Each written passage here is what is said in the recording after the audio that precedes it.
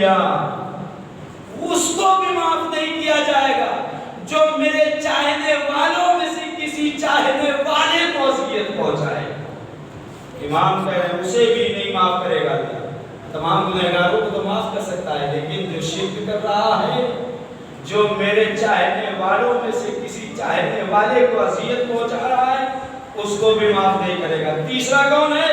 او ازمر لہ سوءا، اور جس نے کسی کے بارے میں سوء ظن رکھا، ارے اس کا پیسہ حرام کا پیسہ ہے، اس کا کاروبار حرام کا کاروبار ہے۔ اسلام نے کب آپ سے کہا ہے کہ کسی کی ٹو میں رہیے؟ اسلام نے یہ کہا ہے حسن ظن رکھیے۔ اسلام نے یہ نہیں کہا ہے کہ جو تیل مارکیٹ سے آ رہا ہے آپ اسے پتا کریے کہ کس پنڈت نے پیک کیا ہے، کس حافظ جی نے پیک کیا ہے، کس غلام حسین نے پیک کیا ہے۔ نہیں، پیک ہے تو پاک ہے۔ حسن ظن رکھو، کھاؤ تمہارے لیے پاک ہے نا، حسن ظن رکھو۔ اگر کسی کے بارے میں سوء ظن رکھا تو اللہ معاف نہیں کرے گا، شرک معاف نہیں کرے گا، مومن چاہنے والے کو اذیت پہنچائی معاف نہیں کرے گا، کسی کے بارے میں سوء ظن رکھا اللہ معاف نہیں کرے گا۔ فإن اللہ لا یغفر لہ حتی یرجع، مگر یہ کہ یہ انسان توبہ کر لے۔ فإن رجع، اگر اس نے توبہ کر لی تو اللہ معاف کر دے گا۔ وَإِلَّا نُزِعَ، اور اگر اس میں باقی رہے گا، نُزِعَ روح ایمان قلبِ، تو اس کے قلب میں جو ایمان کی روح ہے، جو اس کے دل میں معرفت اہل بیت ہے، وہ سب ختم ہو جائے گی۔ جو تھوڑی بہت بچی ہوئی ہے نا وہ ختم ہو جائے گی، دل سیاہ ہو جائے گا۔ پھر اس کے بعد ماتم کرتے رہو گے، کوئی فائدہ نہیں ہوگا۔ میں اپنی جیب سے نہیں کہہ رہا ہوں، حدیث ہے سامنے، اور یہ حدیث شیخ صدوق، شیخ مفید ہے نا، انہوں نے اپنی کتابوں میں لکھا ہے، وہ صحیح حدیث ہے، صحیح حدیث ہے۔ یہ بھی نہیں جو حدیثوں کی بعض لوگ توہین کرتے ہیں، وہ حدیث ہی ہے۔ حدیث کے اقسام ہوتے ہیں، جو قرآن سے ملے وہ حدیث ہے، اس کو آپ انکار نہیں کر سکتے۔ اور کلام معصوم امام کلام امام ہوتا ہے نا، امام الکلام ہوتا ہے، کلام کا امام ہوتا ہے معصوم کا کلام۔ پھر اس کے بعد وَلَمْ وَخَرَجَ عَنْ وِلَایَتِ، لاکھ مولائی اپنے کہے گا انسان، وہ ہماری ولایت سے، ہماری مولائیت سے خارج ہو جائے گا۔ امام فرما رہے ہیں اگر اس نے ایسا کیا، یہ 3 گناہ ہے نا، تو ہماری ولایت سے خارج ہو جائے گا۔ وَلَمْ يَكُنْ لَهُ نَصِيبٌ فِي وِلَایَتِنَا، اور ہماری ولایت سے اس کو کچھ بھی نہیں ملے گا، کچھ بھی نہیں ملے گا ہماری ولایت سے۔ لاکھوں مولائی اپنے آپ کو کہتا رہے گا، کچھ مولائی ولائی نہیں ہے، اس کو کچھ نہیں ملے گا۔ فی ولایتنا وَأَعُوذُ بِاللَّهِ مِنْ ذَلِكَ، امام کہہ رہے ہیں ہم پناہ چاہتے ہیں ایسے افراد سے، ایسے لوگوں سے ہم پناہ چاہتے ہیں۔ اب چونکہ حدیث میں آزار اذیت، اصل مقصد جو میرا بیان کرنا ہے وہی، چونکہ لوگ بعد میں جھگڑا کرنے لگتے ہیں، گھروں سے باہر نکل آتے ہیں، پڑوسیوں سے جھگڑا، بھائی سے جھگڑا، اور اکثر میرے کانوں میں کبھی کبھی آواز آ جاتی ہے، یہ اچھی بات نہیں ہے، اس بات میں محمد ہے۔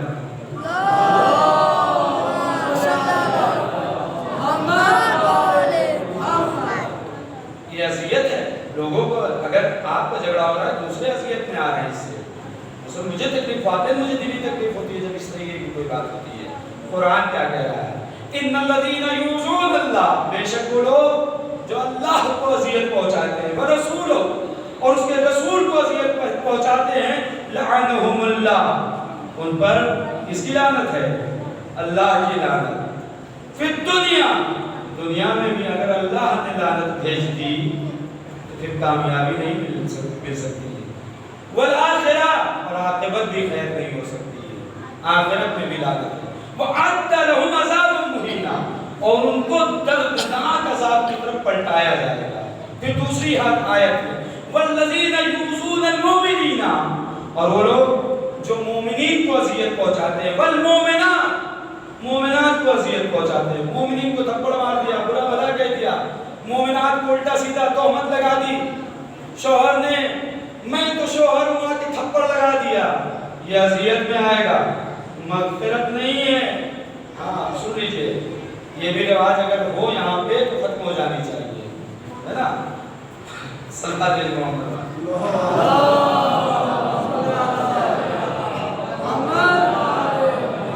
امام کو ماننا کافی نہیں ہے جب تک ان کی صفات کا عمل ہے۔ والذین یؤذون المؤمنین والمؤمنات، اور وہ لوگ جو اذیت پہنچاتے ہیں مومنین اور مومنات کو بغیر ما اکتسبوا، جبکہ ان کے اندر کوئی کمی بھی نہیں، بلا وجہ تہمت لگا دی، فقط احتملوا بہتانا، بس انہوں نے ان کے اوپر کیا لگائی؟ تہمت لگائی، واسما مبینا، اور یہ بہت بڑا کھلا ہوا گناہ ہے تہمت لگانا کسی کے اوپر۔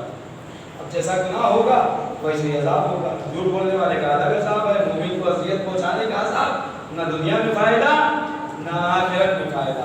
توضیح تو بہت دینا تھا، دامن وقت میں گنجائش نہیں۔ رسول اللہ کیا فرماتے ہیں آیت میں نا؟ اللہ کو اذیت، رسول اللہ کو اذیت۔ اب آیت سے کیسے اللہ کو اذیت پہنچے؟ رسول فرماتے ہیں، کیونکہ حدیث وہی ہے قابل قبول جو قرآن سے ملتی جلتی ہو۔ رسول فرماتے ہیں من اعظ مومنا، جس نے مومن کو اذیت پہنچائی، فقط آزانی، اس نے مجھے رسول کو اذیت پہنچائی، ومن آزانی، اور جس نے مجھے اذیت پہنچائی، فقط آز اللہ، اس نے اللہ کو اذیت پہنچائی، ومن آز اللہ، اور جس نے اللہ کو اذیت پہنچائی، فہو ملعون فی التوراۃ والانجیل والزبور والفرقان، تو وہ انسان لعنتی ہے توریت میں، انجیل میں، زبور میں، قرآن میں۔ آسمانی چاروں کتابیں لعنت بھیج رہی ہیں اذیت پہنچانے والوں کے اوپر، ہے نا؟ والملائکہ، اور ملائکہ بھی لعنت بھیجتے ہیں، والناس اجمعین، تمام لوگوں کی لعنت ہے ایسے انسان پر۔ دوسری صفت امام کی، امام لوگوں کو حق کی دعوت دیتے تھے، امر بالمعروف کرتے تھے۔ ہمارا بھی فریضہ ہے، اگر کوئی راہ راست سے منحرف ہو گیا ہے تو اسے راہ راست پر لے آئے۔ تیسری صفت، بلکہ چوتھی یا پانچویں صفت ہے نا، جو بھی ہے، جو بھی صفت ہے، ضرورت مندوں کی مدد کرنا، یہ امام کی صفات میں سے، امام کی صفات میں سے، باقی چیزیں چھوڑ رہا ہوں۔ ضرورت مندوں کی مدد کرنا، صلوات محمد وعلی محمد۔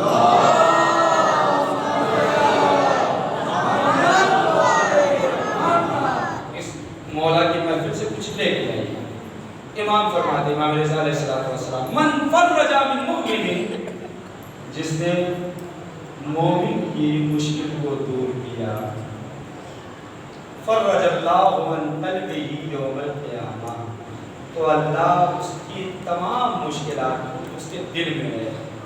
جھوٹ بولا تھا، اس کو بھی گناہ ملنے والا ہے، غیبت کی تھی، اس کا بھی گناہ ہمیں ملنے والا ہے عذاب میں۔ اللہ کہہ رہا ہے، اللہ کہہ رہا ہے، اگر مومن کی حاجت تم نے پورا کر دیا تو تمہارے دل کے اندر جتنی بھی مشکلات ہیں، قیامت کے دن اللہ ان تمام مشکلات کو برطرف کر دے گا۔ صلوات محمد والے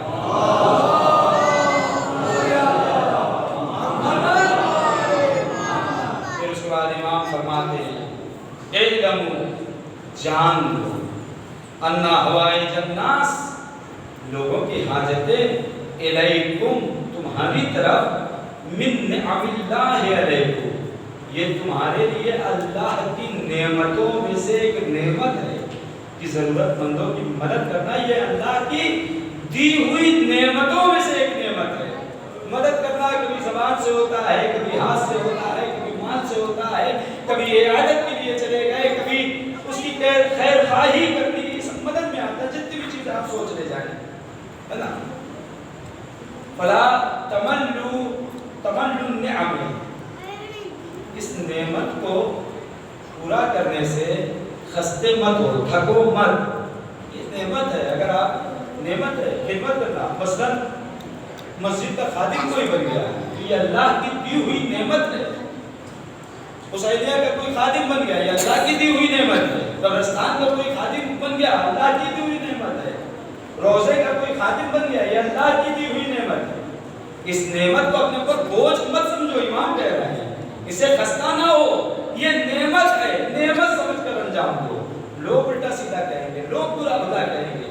سے پریشان مت ہو، اس سے اذیت مت ہو۔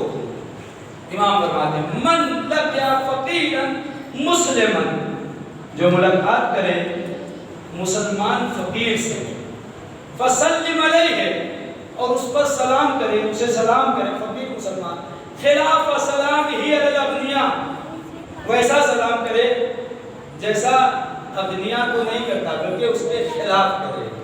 مالدار کا سلام وہ لمبا چوڑا سلام ہے نا، مار القاب و آداب کے ساتھ، لیکن ایک فقیر کا سلام علیکم۔ امام کہہ رہے ہیں اگر کسی نے اس طریقے سے کسی فقیر کو سلام کیا، لقی اللہ، اللہ ملاقات کرے گا، سب کو ملنا ہے اللہ سے یوم القیامہ، قیامت کے دن، وَهُوَ عَلَيْهِ غَضَبَانِ، اللہ اس کے اوپر غضبناک ہوگا۔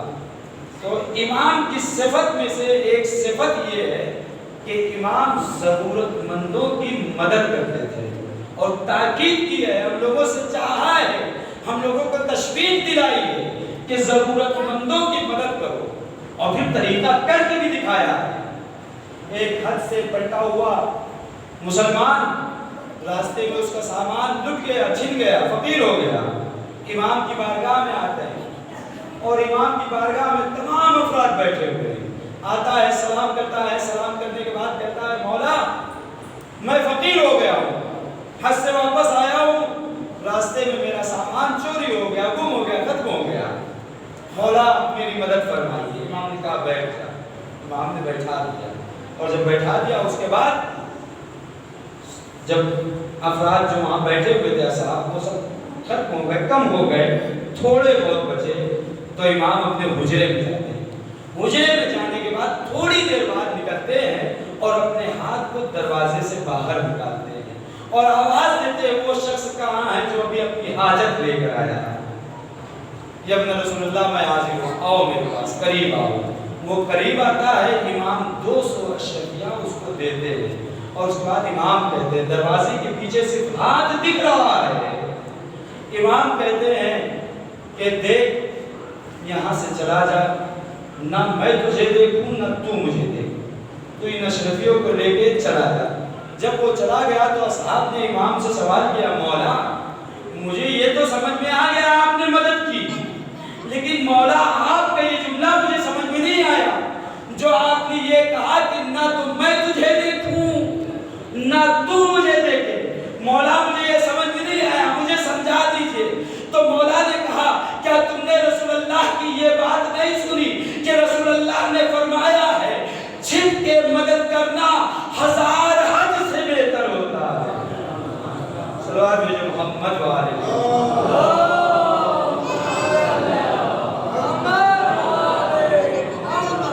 اسی طریقے سے امام کی قربت کس میں ہے؟ جب مولا کے چاہنے والوں کی مدد کی جائے گا۔ ایک تہران کا تاجر تجارت کرنے والا، اور تہران چونکہ ایران کی راجدھانی ہے اور وہاں زیادہ تر افراد جو ہے تجارت کرتے ہیں، اور الحمدللہ وہاں کے شیعوں کے حالات جو بہت اچھے ہیں، سبھی کے حالات الحمدللہ اچھے ہیں، وہاں کی فقیری بھی نہیں ہے، حالات بہت اچھے ہیں، اور ان کے اندر تکبر اور گھمنڈ اور غرور نہیں ہے۔ ایسے ایسے تاجر پڑے ہیں وہاں پہ کہ جنہوں نے خدمت کے لیے امام رضا کے روزے اور معصوم کے روزے کی خدمت کے لیے اپنا نام لکھا رکھا ہے، اور سال 2 سال 3 سال 4 سال میں ان کا نام آتا ہے، کیا خدمت کرتے ہیں؟ زائرین کے جوتوں کو اٹھا کے رکھتے ہیں، اور آتے کیسے ہیں؟ فلائٹ سے آتے ہیں، صرف 2 گھنٹے کے لیے، اپنے کاروبار کو چھوڑ کر صرف 2 گھنٹے کے لیے، 1 گھنٹہ زیارت کے لیے اور 1 گھنٹہ زائرین کے جوتوں کو اٹھانے کے لیے، نہ کوئی تکبر، نہ کوئی گھمنڈ، نہ غرور۔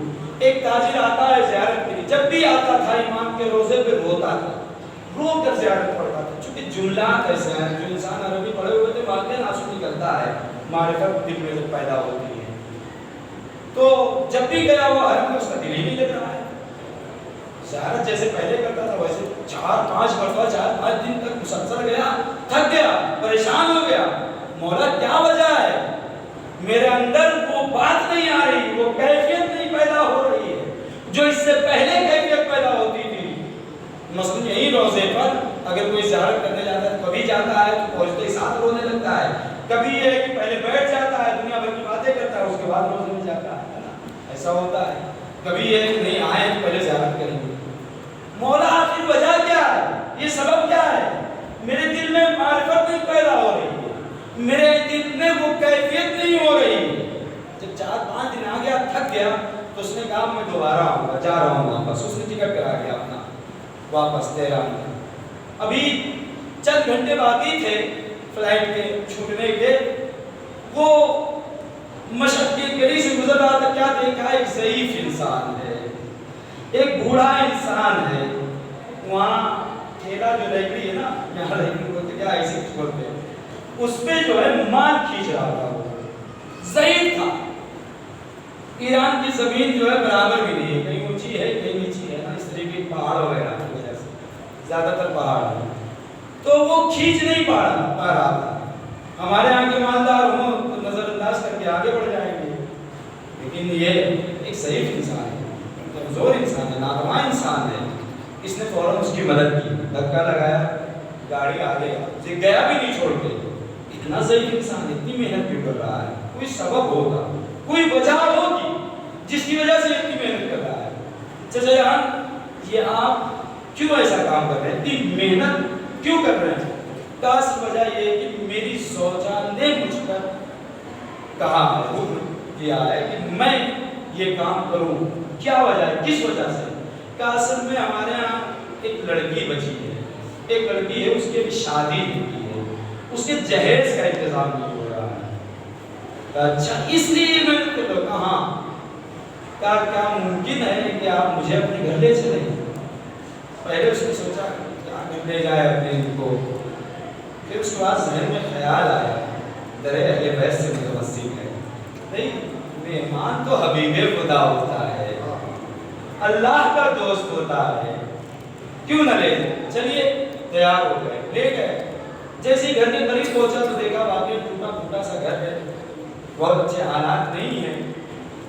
گیا گھر میں داخل ہوا، سب سے ملاقات ہوئی، پذیرائی ہوئی، پذیرائی کی، اور اس کے بعد اس نے اپنی جیب سے چیک نکالا اور ایک بہت بھاری رقم اس پر لکھی، اور لکھنے کے بعد اس کے حوالے کی، کہا لو یہ چیک لو، اس سے تم اپنی لڑکی کے جہیز کا انتظام کر لو، باقی جو پیسہ بچے اب تم ٹھیلا نہ چلانا، اب تم اس گاڑی کو مت چلانا، اپنی ضروریات زندگی پہ صرف کرو، اس کے علاوہ ضرورت ہوگی تو یہ میرا ایڈریس ہے، یہ میرا پتہ ہے، تم مجھ سے رابطہ کر لینا۔ کہا میں اتنی بڑی رقم تو واپس نہیں کر سکتا ہوں جو اتنی بڑی رقم آپ نے لکھ دی ہے۔ کہا یہ میں تمہیں قرض نہیں دے رہا ہوں، یہ میں تمہیں ہدیہ دے رہا ہوں۔ اہل بیت سے تقرب کب ہوگا؟ جب ہم ان کے چاہنے والوں کی مشکلات کو حل کریں۔ یہی نا بھی حدیث میں سنا ہے، یہ قربت کا ذریعہ ہے۔ اس کے بعد یہ چیک دے کے باہر نکلتا ہے، ابھی وقت کافی بچا ہے، اس نے سوچا لاؤ اب آخری مرتبہ ودا کر لیں، ولو وہ کیفیت نہیں ہو رہی ہے لیکن وداعی جو زیارت ہوتی ہے اس زیارت کو پڑھ لیتے ہیں۔ وہ حرم میں پہنچتا ہے، حرم میں پہنچنے کے بعد جیسے ہی قدم رکھتا ہے بس اس کی آنکھوں سے آنسو جاری ہوتے ہیں، زیارت نامے کو اٹھاتا ہے، جیسے ہی زیارت نامے کو پڑھنا شروع کرتا ہے معرفت پیدا ہوتی ہے، وہی شوق، وہی جذبہ، وہی کیفیت جو اس سے پہلے واپس ہوتی، جو اس سے پہلے تھی وہ واپس ہوتی ہے۔ تو قرب اہل بیت اگر حاصل کرنا ہے تو اہل بیت کے چاہتے والوں کی مدد کرو، اگر تم نے ان کی مشکل حل کر دی تو اہل بیت خود بخود تمہیں اپنے قریب بلا لیں گے۔ صلوات پر محمد و آل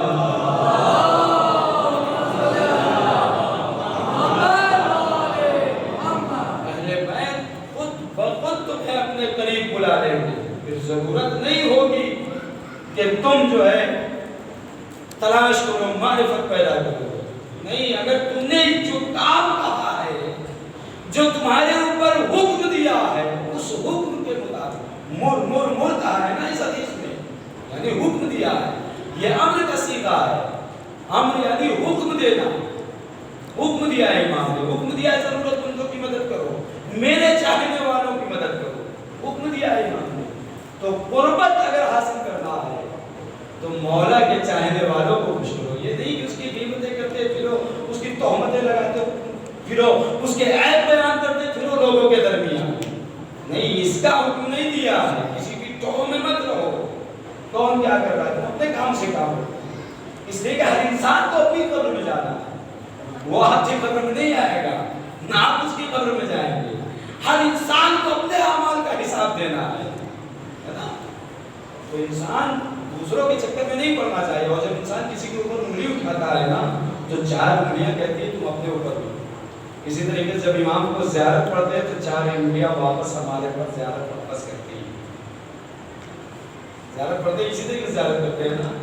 اور اسی طریقے سے برائی کرتے ہیں تو یہ 4 انگلیاں کہتی ہیں اپنے آپ کو سدھارنا انسان کو. اور آخری سفر اگر آپ حکم دیں, اجازت دے تو آخری سفر مہمان نوازی امام کی سفر. حبیب خدا ہوتا ہے مہمان. معمولاً میری مائیں اور بہنیں بھی سن رہی ہوں گی, دیکھ رہی ہوں گی کہ الحمدللہ بڑا اچھا انتظام کر دیا خدا, اور توفیقات دے, اور تمام مومنین کو توفیق عطا کرے اس طریقے کے کارے طے کرنے. چونکہ معرفہ اہل بیت منتقل ہو رہا ہے, براہ راست منتقل ہو رہا ہے. مہمان نوازی.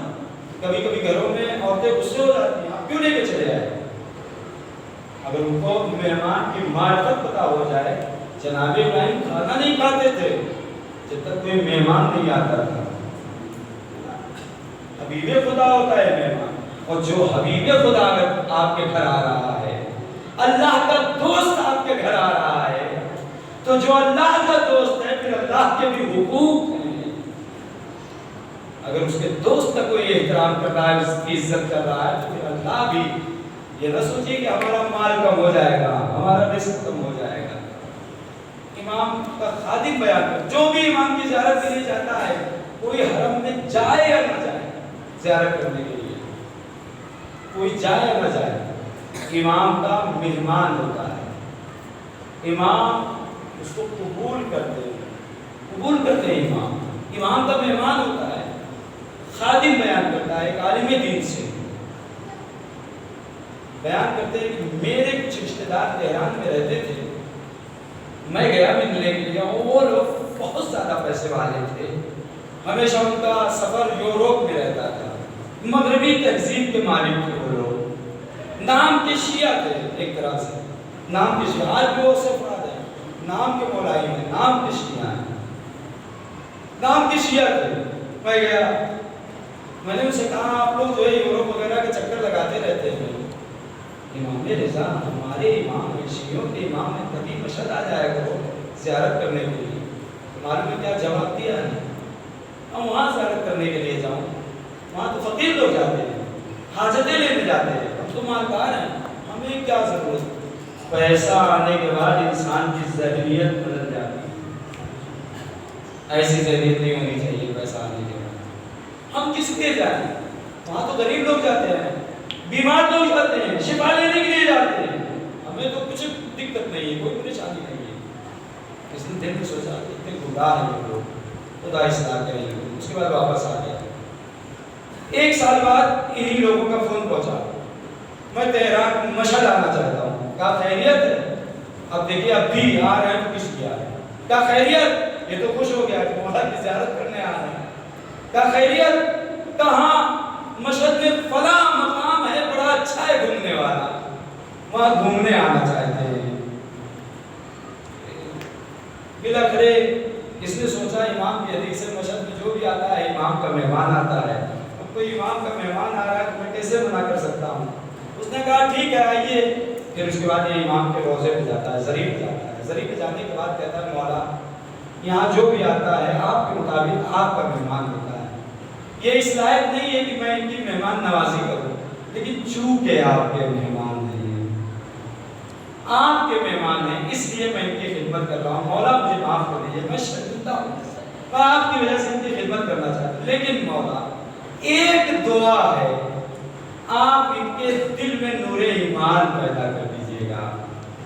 آپ دیکھیں آپ ان کے دل میں نور ایمان پیدا کر دیجیے گا. تو ٹھیک ہے, یہ چلا ہے دعا کر کے, اور اس کے بعد گھر پہنچتا ہے.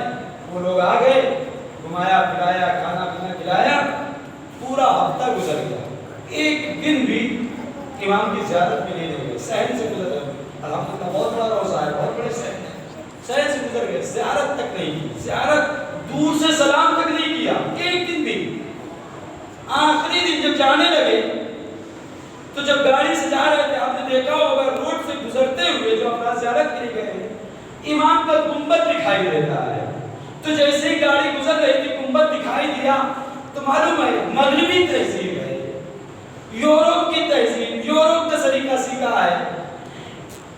اے امام رضا, آپ کا شہر بہت خوبصورت ہے, ٹاٹا بائے بائے, یہ جملے کی, آپ کا شہر بہت خوبصورت ہے, ٹاٹا بائے بائے, یہ کہہ کے آگے بڑھ گئے.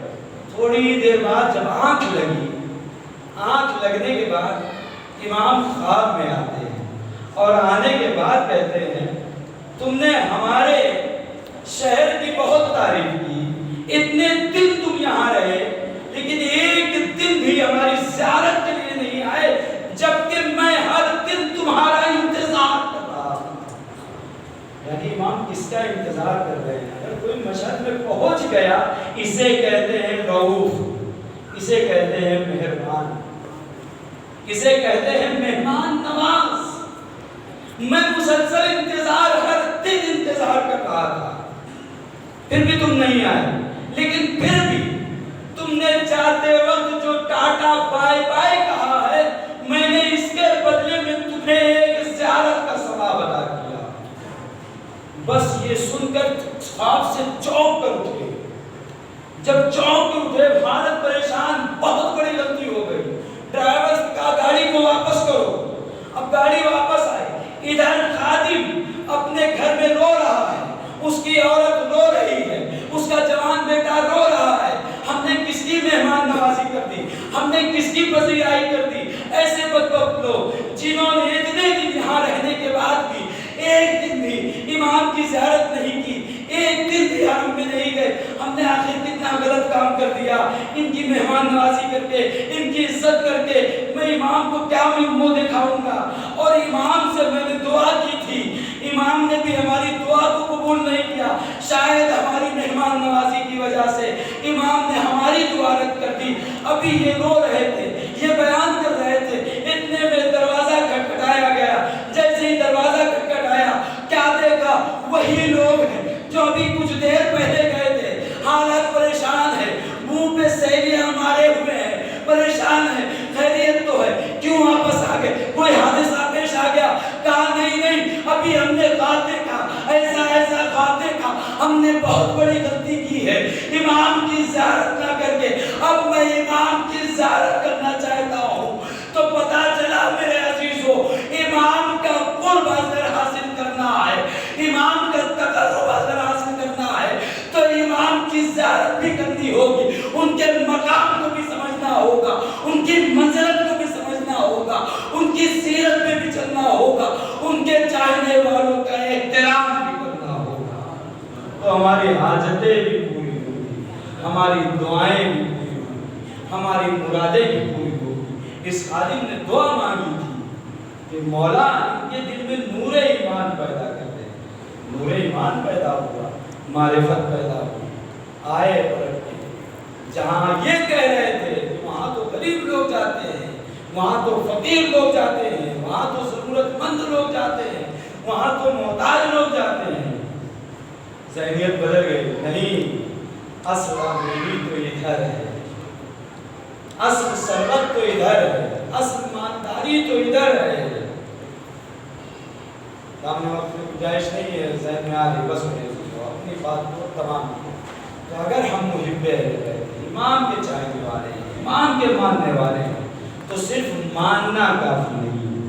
جب تک ہم ان کی صفات پر ہوں, ان کی صفت جو صفتیں بیان کی ہیں, یہ چند صفات ہے, صفات تو بہت ہے.